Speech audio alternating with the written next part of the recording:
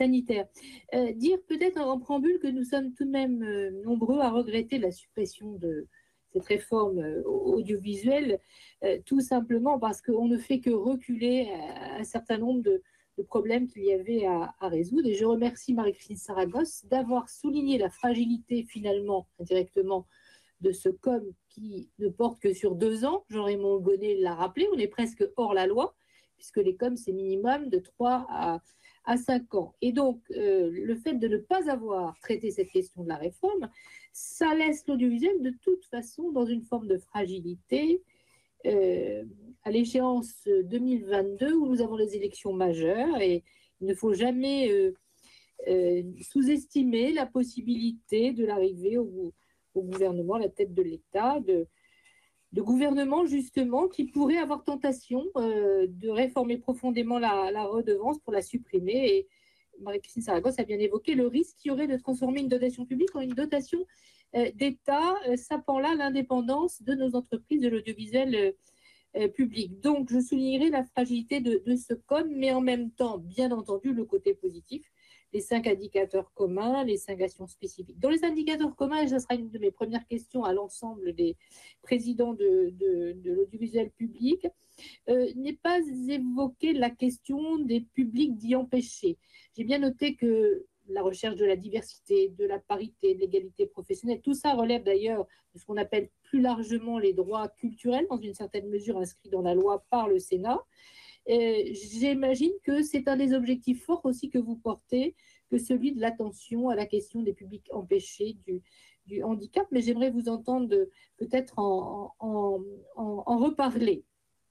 Insatisfait, bien sûr, pour ce qui est le modèle vertueux de nos entreprises, à savoir le respect environnemental, on y souscrit tout à fait.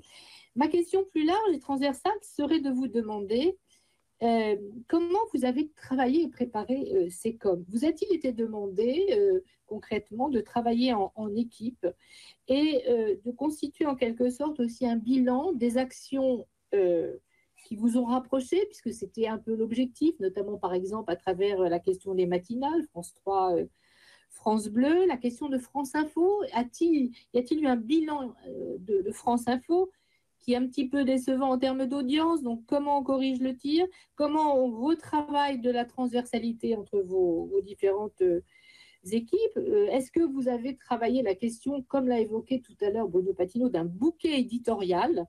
Par exemple, on va prendre le thème j'ai passé de parler de la formation, prenons le thème de la jeunesse qui est très important, puisqu'on va supprimer malheureusement France 4 en dépit de la réaffirmation de Delphine Ernotte de la nécessité de cette chaîne pour porter l'ambition pour la jeunesse. Y a-t-il eu donc un travail sur un objectif à atteindre, de vraiment ensemble cibler la jeunesse avec une déclinaison programmatique d'une entreprise à l'autre, permettant voilà, une offre extrêmement forte. Et on pourrait parler de l'ensemble des thèmes, bien entendu, le sport, la culture, mais je ne vais pas trop être longue sur ces sujets. Ma deuxième question porte sur l'ambition universelle de notre audiovisuel public. Même chose, comment avez-vous travaillé entre France Télévisions, qui forcément envoie aussi des reporters à l'étranger, France Média Monde, donc c'est le cœur de métier, mais aussi